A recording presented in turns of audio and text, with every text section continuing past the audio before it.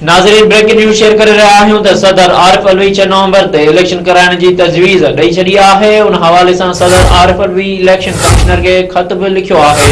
सदर आरिफ अलवी ख़त में चयो आहे त आम चूंडनि लाइ 90 ॾींहनि अंदरि तारीख़ तजवीज़ करणु सदर जो इख्तियार आहे। आम चूंडूं सूमर ॾियारे 6 नवंबर 2023 ते थियणु घुरिजनि।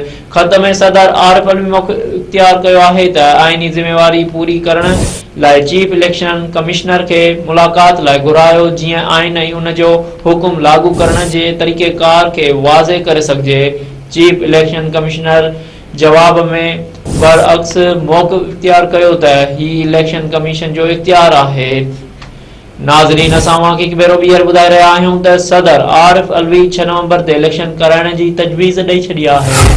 उन हवाले सां सदर Arif Alvi chief election commissioner के ख़त बि लिखियो आहे। सदर आरिफ अलवी ख़त में चयो आहे त आम चूंडनि लाइ 90 ॾींहनि अंदरि तारीख़ तजवीज़ करणु सदर जो इख्तियार आहे। आम चूंडूं सूमर ॾियारे 6 नवंबर 2023 ते थियणु घुरिजनि।